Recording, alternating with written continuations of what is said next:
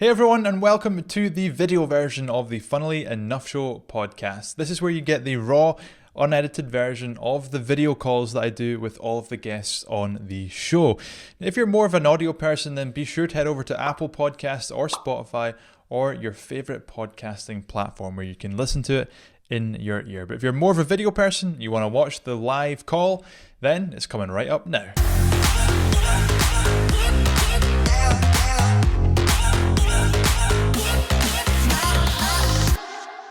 Andrea, welcome to the Funnily Enough Show. How are you?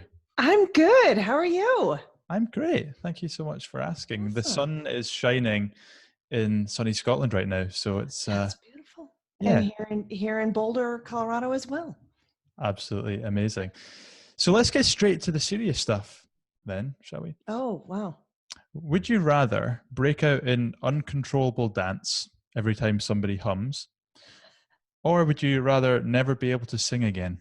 Oh, oh man. Well, the thing is, I can't sing to start with, so I would just love to dance every time someone's humming. That's hilarious. I feel like that would bring a lot of joy to life if every single Exactly. time there was somebody singing, just Yeah. break out and dance. Yeah. I think that kind of person, I would like to be I, friends with that kind of person. I might just do that anyway. Let's just Maybe I should just start humming for the rest let's of just the yeah. show. Brilliant, amazing. Andrea, we briefly met at Social Media Marketing World. We were Right. walking back. Right. We were just walking Yeah. crossing And I think I was with Dennis Yu at the time, and you were promoting your book at the time. Facebook Ads Made Simple. And I guess you probably still are promoting your book and always will until the next one comes out. So I'd quite like to dive into your topic, which is obviously Facebook ads. And I don't like using the term, but in fact, I'm not going to use the term guru. You are just someone that is solid at Facebook ads. Let's go for that. Perfect. So the title of the book, Facebook Ads Made Simple. Do you think that the majority of businesses overcomplicate Facebook ads? Is that why you came up with that title? Yeah, I think they're scared of Facebook ads and they feel like it's complicated, but really it's just a series of steps. And I feel like there are some overcomplications and some desires to jump to level 4 tactics when you haven't tested the basics. So that's why I came up with it, to just walk people through in a very structured step-by-step way on getting the simplest ads started and then being able to scale that from there. Because you know, some people talk about retargeting or things that are a little slightly more advanced when they haven't even tested some of the basic things, or they don't have the things in place to even do the tactics that they have heard about. Yeah, I mean, I totally can resonate with that. Like every time, I think more often not, when I'm asked to speak on stage around Facebook ads, they want me to do some sort of technical talk. Mm-hmm. And every single time I say no, because, well, 9 times out of 10, the audience, the technical stuff is not what they need to hear. They need to hear the basic fundamentals. So with that, kind of leads me on to the question that I had next was, with a book around Facebook ads, do you fear that because Facebook ads changes all the time. So with your book, have you got like a backup plan in terms of when Facebook changes something majorly, or like what does that look like from an author's point of view? Right. Well, I try to make the fundamental aspects of how you do testing, how you evaluate results, that type of thing isn't going to change. There might be some new placements that come out, or new little tweaks to your strategy here and there, but fundamentally, it's all about just knowing what your key performance number is, what numbers to look at, what you can ignore. So I think that is a good basic structure. And that was also one of the reasons I self-published this book. So I had a little more control over when and how often I can update the book. Amazing. And how long did it take you to write the book itself? Yeah, I set a really hard deadline for myself, and I had intended to kind of space out the writing a little bit farther, but actually it took me, because I had a deadline, it took me a solid month of writing, and that was about all I did during that time.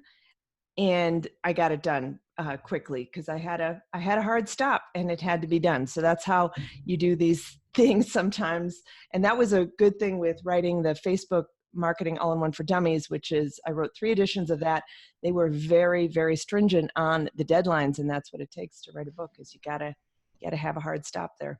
I like that. That's good job, because I've got friends that have been writing for like over a year and they've still not published the book. But you then have to wonder, like, is that a problem with their own procrastination, or is that just that their book is very, very complicated? But yeah, could be a bit of both.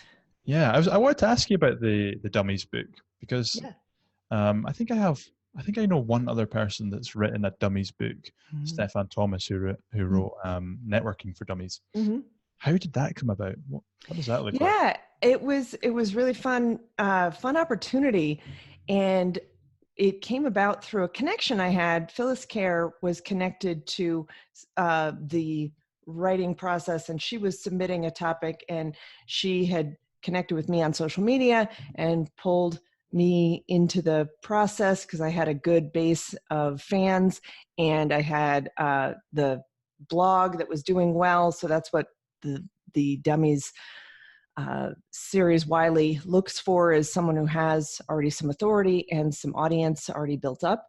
And so I got pulled into the project, and then we also connected Amy Porterfield in as well. So that was the 3 authors that started the first 2 editions, and then the 3rd edition was written by myself, John Hayden, and Jan Zimmerman. So yeah, it really is about building your own platform. If you're, for anyone who's looking to write a book, I would recommend making sure you've got a great platform to start with, and then you can approach a publisher or pitch something to a publisher. Or, if you've got your own platform, you can self-publish and sell books that way as well. And do both, just like you have. Yeah. It's almost like what Mark Schaefer talks about in his book Known. People that are best known in the industry are the ones that get all the opportunities. So what are you doing right now? And this is a question to the listeners, is what are you doing right now that is helping you become known in your industry? Yep, for sure. On that, Andrea, I want to ask you that. What is, and I guess you've maybe just answered this, but what is something that you've done or do that has helped you the most go from someone that's maybe not known when you first started out to becoming who you are now? Right. I would say the biggest difference makers in what I've done is, from the beginning, I was really focused on creating content. So I was blogging, I was building that content. I launched a course before I was really ready to, and it was a great experience to do that because it just taught me a lot in the launching of it. And I only sold like 3 seats to it to begin with, but I was like, woohoo! I was like super excited, and I was like, this can work. And you see the possibilities, and you just keep scaling up from there. So number 1 was creating content, and number 2, just a massive focus on always building and serving my email list. I think that's huge. Definitely in this world of social media, email is still a great connector and a way to kind of own your own audience in a way of, your community, and communicate with them in that way as well. Oh, 100%. Totally agree with that. And I love what you say there about selling 3 when you first launched the course, because I think everyone goes through this stage where they first go from like client services or whatever it is to online products, where they're like, right, wow, this person's making millions, so all I need to do is launch a course and I will make millions too. Right. And then they launch a course and they sell like 5, or like nobody signs up, and it's like, okay, this is maybe a little bit harder than I thought it was going to be. Yeah. Yep. It can be very, very discouraging. And even now, I launched, I've gone through several different types of courses, several different kinds of launches, and each one is a learning experience because we're always tweaking something, and you can be disappointed from some of the results because you think, oh, this is going to really be different and I'm going to really knock it out of the park, and it doesn't maybe give the results you want. But as I look back, I look at the growth over the years and I'm thinking, wow, I originally started this thinking, well, if I earn an extra $1,000 a month, that'll be all I want. But now it's grown into a business that is just able to fully support my family. I can travel all over the world. So you just really have to give yourself credit and honor all the effort that you are putting in, and just make sure you're learning from it too. Amazing. Take a step back every so often and just look at what you've achieved, because it's a conversation I have quite a lot, which is you first start off and you say something like, I want to earn an extra £1,000 or $1,000. Yeah. And then it's like, oh, that would be the best thing ever. Then you get there and it's like, okay, I want to make $10,000 a month. And then you get there and it's like, you just never, never satisfied, isn't it? It's really interesting. But I want to pick up on that traveling point that you just mentioned, because one of the things that I find fascinating about you is that you do stand-up comedy. And the reason that I find this fascinating is because one of my good friends is a comedian and a speaker, and you can really see the comedian in him come out when he's in a business environment stage. And he always talks about it's not what you tell people, it's how you make them feel. So I want to dive into that stand-up comedian side of you, and what do you feel is, or what's the biggest benefit from you being on stage as a business owner? So talking about Facebook ads, that you've learned from being a comedian, and vice versa. What's something you've learned from being on a business stage that you take into your stand-up? Right. Well, I think a big thing is, so I've been doing stand-up for about 4 or 5 years now. I was just actually performing in Chicago for the Chicago Women's Funny Fest. So that was super fun. I've been doing a lot more festivals this year and traveling more with my comedy. So that's been fun. But one of the biggest things that came into my comedy was people said, oh, you look so relaxed on stage. And that, and confident. And that has come from doing presentations, being in front of people, for sure. Even though I'm always nervous, people say, oh, how do you not get nervous? I'm like, I get nervous every single time. I'm freaking out. So this calm demeanor on the outside, freaking out on the inside. So that's been something I've taken into my comedy. One thing that I had kind of intended with my comedy that was that I would be able to kind of write funnier speeches and bring that into my speaking. But what kind of evolved was a deeper dive into myself and kind of bringing out things about my life and putting that out there in the comedy and being more authentic that way.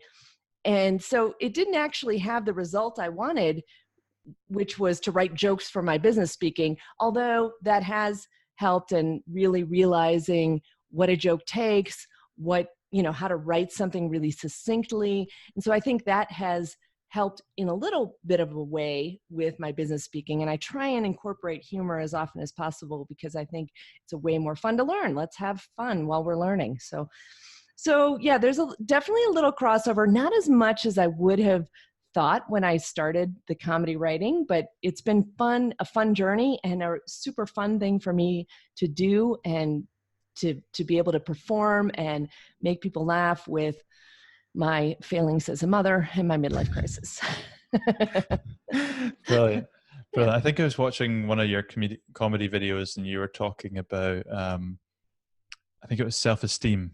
Yeah. And joking about, you wish you had better self-esteem. I'm just such an idiot, or something along those lines. Hilarious. That's actually my favorite joke. It never goes over well because people say, "Oh, that's so sad," and I'm like, "No," because I say, how do you know if you have low self-esteem or if you really are a stupid, ugly idiot? Like, yes. And I love that joke so much because it's what you hear in your brain, and it is a ridiculous thing. And, but people think, oh, that poor lady, she, I'm like, no, that's why I can joke about it. Cause it's, that's what I love about comedy. Yeah. is the relatabilities when a comedian can make you laugh based on things that you like have in your own life. I think that's when it's really, really well. Right. But Right. Because you have to laugh.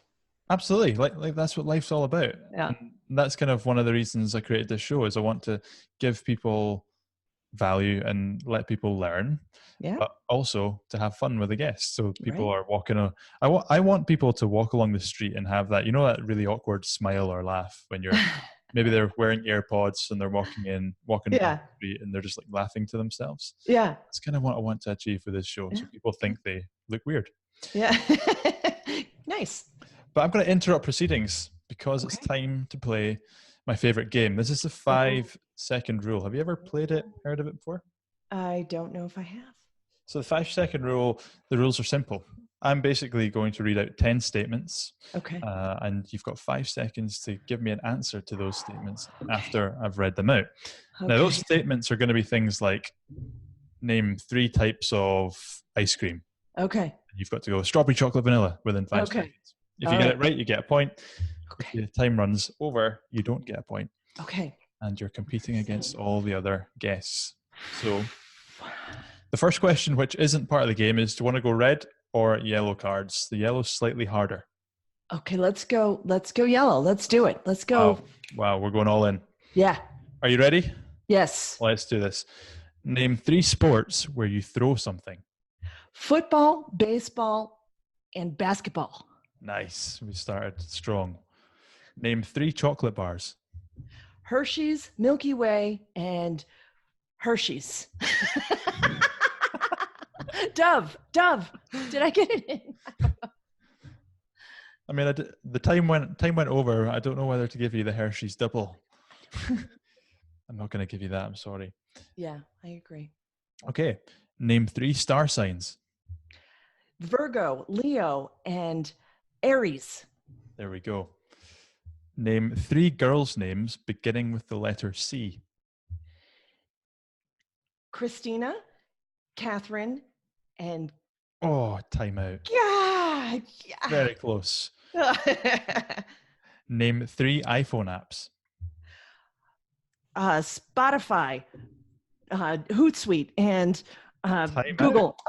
I thought you would have said Facebook. Right? Why would I not say that? Oh man. Oh, these are hard. It is hard. It is hard. Name 3 James Bond movies. Oh, Goldfinger. Put something with. Time out. I don't even want to say that one. I don't think I would have got that. Name 3 luxury cars. Lexus, BMW, Mercedes.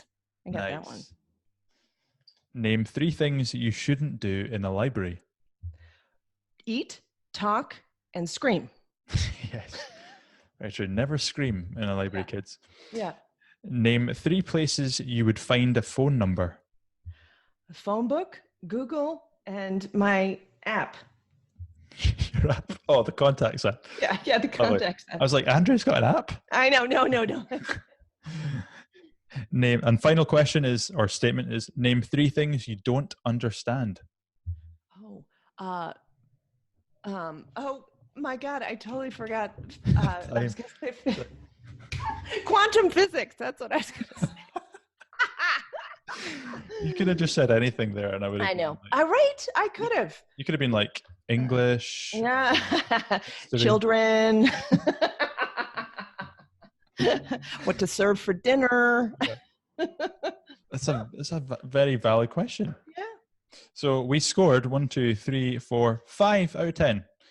That's respectable. Oh man, I don't know. Yeah. It's respectable. It's all right. It's a solid tough game. 50%. I feel like one of the things of the show is to try and let the listeners get to know the guest. Yeah. I can ask all the questions in the world, but yeah. I feel like that game gives a very accurate representation of who somebody is. Exactly. You put them under pressure, see what they do. Do they go crazy? Do they get anxious? Are they calm? Right. Are they right? Do they get mad? Amazing. Andrea, I recently saw on your Instagram that you went on a sabbatical. did. which is very cool. Now, Yeah. I'm interested. What did you learn from that? Yeah, it was really, really great and really needed.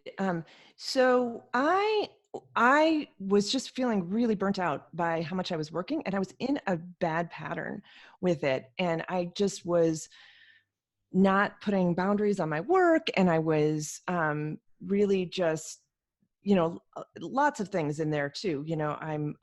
I'm 49, which my joke is midlife, optimistically speaking. so so I felt like it was just a really great time and opportunity for me to take a step back. I went into the mountains, and I what I really realized is how much I need the outdoors, how much I can get done in a more compartmentalized amount of time, because I still had clients, still had work to do, but I was really scaling that back.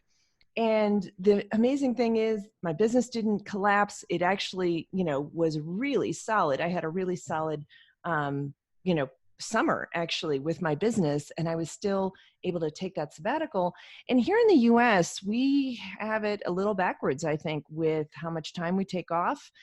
Europe, way better at taking time off. And, in 3 weeks off in Europe is just like normal. And for us here in America, I can't even think of the last time where I took that time off. So I did a couple, hiking twice a day. I did yoga 3 times a week. I was biking. I was really eating healthy. I was just really taking care of myself. And it was a really great restorative time for me. And I came back with lots of energy for my business again, because it's not that it was just that I was really burnt out. And when you have that feeling, you aren't doing your best work. So for me, it was a great thing. And I think that I need to incorporate more of that into my life. And also just really taught me about making sure that I'm getting rest and rejuvenation through not working. Yeah, totally. I love that. I mean, I've done something. I was recently away for 2 weeks, and I did the same. Like, scaled my work down into like an hour or two a day, and I'm like, Yeah. okay, so I'm working maybe 10 hours a day, but I'm still getting the same results from an hour or two a day. Right. But what have you? What do you think you're going to change then going forward in your business, Yeah. having learned that you're capable of running your business whilst on a sabbatical? Yeah, I think for me, it's also, there's a little bit more about growing my team to outsource more. I tend to do too much myself that I shouldn't be doing. So that's one thing that I'm doing this fall is doing that, hiring some people. So that's really great. And then really just making sure that I'm very intentional about the things I'm saying yes to, and making sure that those are moving me forward towards my goals. Yeah, I think that's so true. It's like if it's not 100% yes, Right. it's got to be a no. Right. Now, I've got to ask you. I don't think we can have a conversation without bringing up Grandma Mary. Yeah. I was watching a video. I was fast. I actually watched the whole thing the other night on Grandma Mary speaking to Gary Vee in like 2009 Oh or gosh, I something. know. And I was like, wow, it's so interesting to see him in an environment that isn't like a 40,000 Huge. seater Yeah. stadium. Right. That's really Right. interesting. So, Yes. the Grandma Mary brand, what Hmm. did that just stem out of? Did that stem out of your? Well, first of all, tell everyone that's listening what it is, and then did that Yes. stem out of your comedy or Yeah. just being a little bit wacky and wanting to have a little bit of fun? Like, Yeah, it was like when so yeah, I did improv comedy for a long time. And so we in improv comedy, you have characters a lot of times. And so it was just like this idea came to me as I was learning social media. I wasn't finding a lot of good tutorials out there. There was a lot of tutorials that skipped steps. There was a lot of tutorials that were done by like dudes in hoodies that weren't really like for me. So I said, I want to create something that makes it super simple and fun. And this idea just came to me like, hey, why don't you blog as a character? The other thing that was kind of funny at the time is I didn't like writing. So I thought, I'm going to do a video blog, but I'm going to make it different. And so that's where it all came from. And I started my blog, and again, it was just kind of like, let's build up a little side income where I'm, doing some social media consulting or having a product or doing some things on the side. My kids were really young, so I could create this flexible business. And actually, they were probably pretty scarred by the fact that I was always walking around in grandma outfit, but that's what one of the joys of parenting. Yeah, and that's where it kind of came from. And she would go out and do kind of crazy things, like go interview random people on the street. I went to interview Joel Comm. Was my very first interview that I did. And I was so nervous, and he was just like confused by what was going on. It was awesome. And since then we've become, good friends. And so it's fun. And then Gary Vee, I went to his book signing, back when he wrote Crush It. And he was just, becoming a bigger known person back then. And now, so well known. And so that's what I would do, is I'd go to, go out in these social situations and, be kind of crazy. And it was a lot of fun. And then, a few years ago, I did retire Grandma Mary because it was getting a little too close to home. I started needing her glasses, and I was like, well, this is really a little. We're like, what? Yeah, I don't notice you're even dressed up at all. So that's so funny. I think the main thing to take from that is, like, although I think there's a idea that in business you've got to be kind of serious and professional, and like what I love about that is just it's so wacky and random and so fun. Yeah. At the same time, giving away good advice, which is great. Andrea, it's been an absolute pleasure having you. So fun. Thank you so much for coming on. Thanks, Kevin. So great. Tell everyone where they can find you. I think I saw you holding a book earlier, so get that up onto the camera. And tell everyone where they can learn more about all things about you. Here's my book. It's Facebook Ads Made Simple. And you can just connect with me at AndreaVahl.com, AndreaVahl.com. That's where all the good stuff is, all the blog posts, all kinds of stuff. So connect with me there. Do it, folks. Thank you so much, Andrea. Thank you. Hey everyone, me again, and thank you so much for watching the video version of the podcast. I hope you found that very useful and valuable and entertaining. I hope it brought a smile to your face. Now, if you'd like to listen to more of the shows, then head over to Apple Podcasts or Spotify or your favorite podcasting platform, and you can check that out. And if you'd like to see the show notes from this week's show, head over to mrgavinbell.com/podcast to get that goodness.